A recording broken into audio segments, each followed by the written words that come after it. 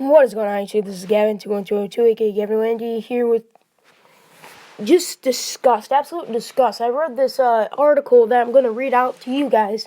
Somebody wrote this on CagesideSeats.com, and it was titled, "What is up with the United States Championship?" And it just comes to see how disgusted I am of how WWE is booking the United States Championship. I mean, the United States Championship, the one that many grew up with, was carried by some of the all-time great performers such as Ricky Steamboat, Tully Blanchard, and Magnum TA. Also all the way to guys like Eddie Guerrero, Dean Malenko, and Diamond Dallas Page. Whenever the United States title comes a thing on WWE television, it's hark back to the childhood of many growing up under Jim Crockett Promotions, a flashback to memories of watching Magnum and Tully Blanchard feud right around the time that many became old enough to even know what was going on in the WWE.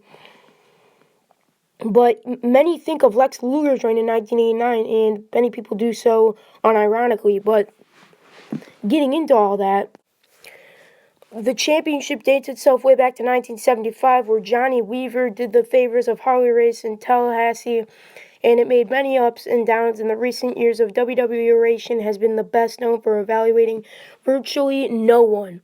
While there are certainly expectations of the abbreviations remembering Dean Ambrose,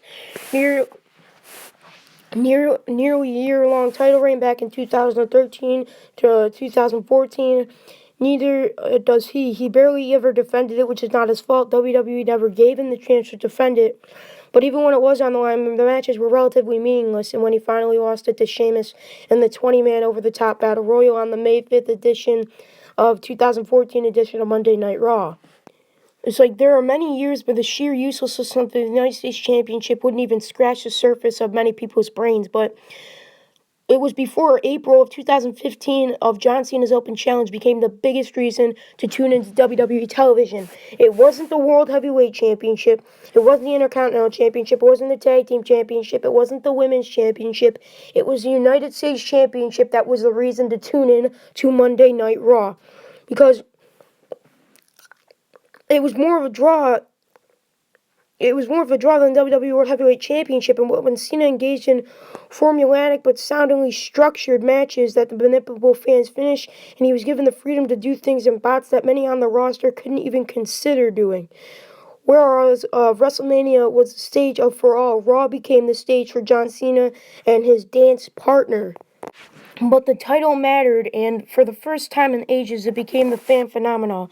Social media exploded when came time for Cena's next challenger, and WWE was able to debut both Sami Zayn and Kevin Owens on the main roster using the United States Open Challenge as a gimmick and as a catalyst.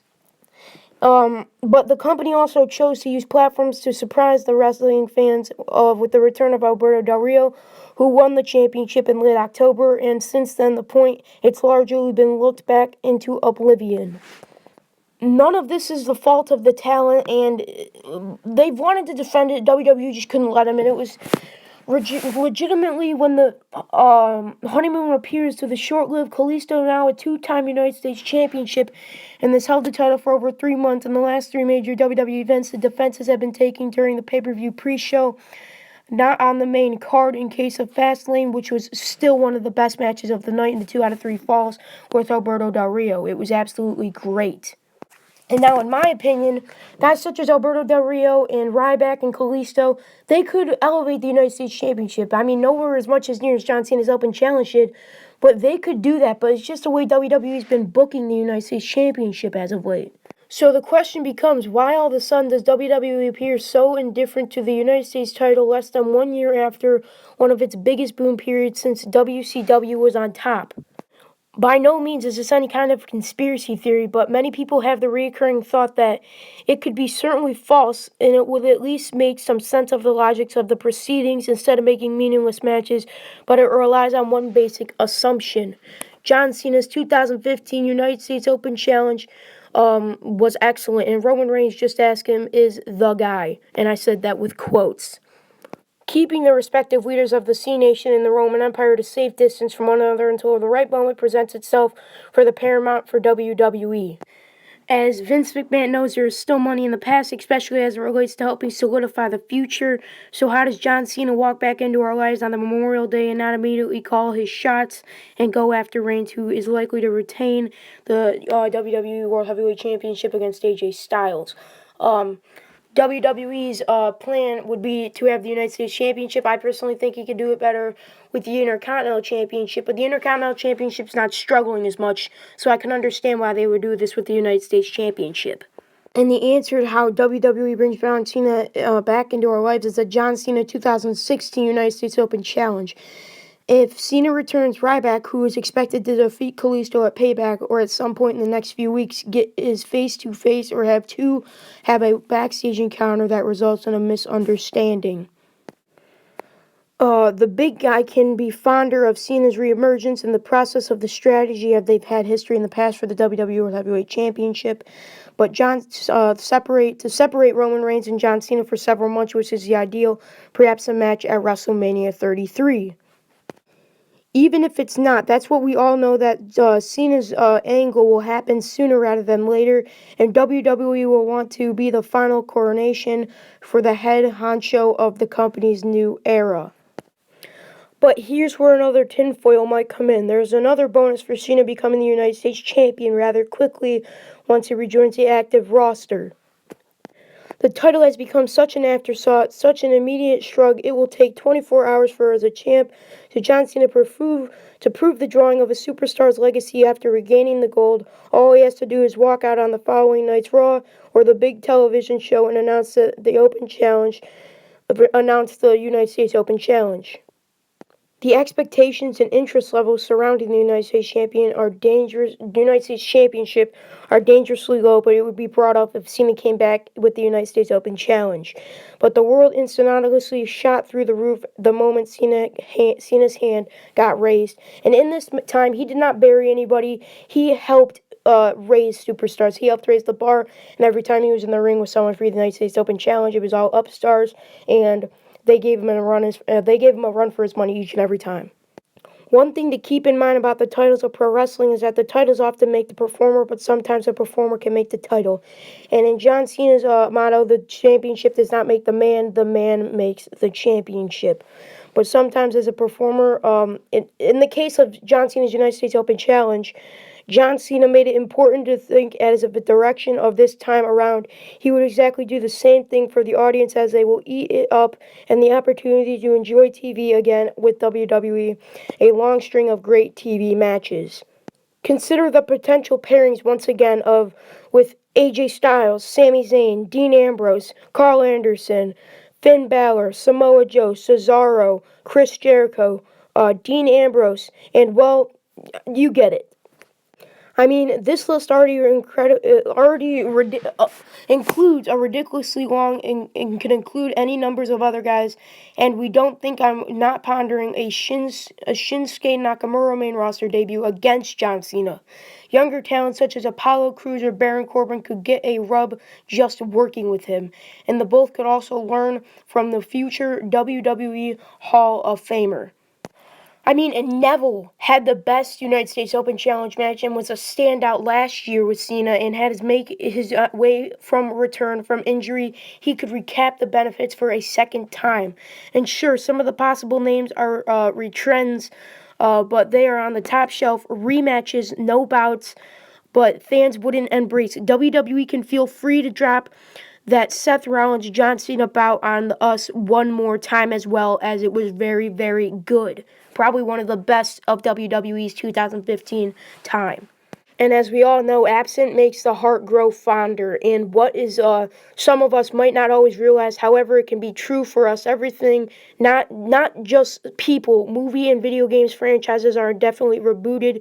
Television shows are sometimes given a second life on streaming services or through cable channels, and endless adaptations of decades-old material often reunite and reignite. And the cultural flame of the stroke has entirely new blaze for the people watching the product. Because of just how precautious the state of the United States Championship currently finds itself, think of how great Cena will look if he comes back and does comes back, wins the championship, and does the same thing in 2016 that he did in 2015. Plus, it's the only way to keep both Cena and Reigns on top, or some version of it, as if Cena comes back and does this again, he would be above the WWE World Heavyweight Championship, because we know that that's been struggling as of late as well. Without putting them into a program together, it would keep them on top, and the longer Vince is able to resist the match, the better. As the reason Vince would want to resist that match is for a main event such as SummerSlam or WrestleMania 33. I personally think that it would be a great idea to do it at well, it would be a great idea to do it both ways, but it would be awesome if we saw like a remake of Cena versus Rollins, title for title at SummerSlam. John Cena versus Roman Reigns with the United States Championship and the WWE World Heavyweight Championship on the line, with the winner takes all. That's just my opinion. I think that would be a great match. Or you could even do that same thing at WrestleMania if they kept the titles up until then. Because when this all comes together, WWE is going to go the route where Roman Reigns is going to keep the title. If he goes into this feud with John Cena, which they're doing for sure, that's what makes it come into the afterthoughts of people thinking that AJ Styles will not walk out tonight with the championship. But it's very well possible. WWE can change in the snap of a second. AJ Styles wins it and then loses it at Extreme Rules. He wins it, then loses it the next night. He wins it and keeps it for a while. Then Roman Reigns wins it back. It could go either way. AJ Styles wins it, someone else besides Roman Reigns beats him for it, and then Roman Reigns comes in and beats that superstar and takes it back. There's a bunch of mixed matches, but it is all the biggest stage feud, not a big stage feud. But we need the time for the subtitle development, a slow build, and the proper pathway to that destination without a crappy build-up, like such as what we had for WrestleMania 32 with the build-up. We would want to have a great build-up all the way up to the match. And irrespective of any other point, it was just a badly want to see Cena's Open Challenge again, especially I do myself. Now, getting to the end of this, that was the end of the article that I read. It was just, it really touched me to feel how the United States Championship is now, and what it was, and what it could be again. What came in my mind, and this is, did John Cena come up with the idea of the United States Open Challenge? I guarantee that he did. I don't think WWE would have been smart enough to do that idea, no offense, but we know how lazy they can be with their booking. But anyways, I feel that this could be the start of something great. When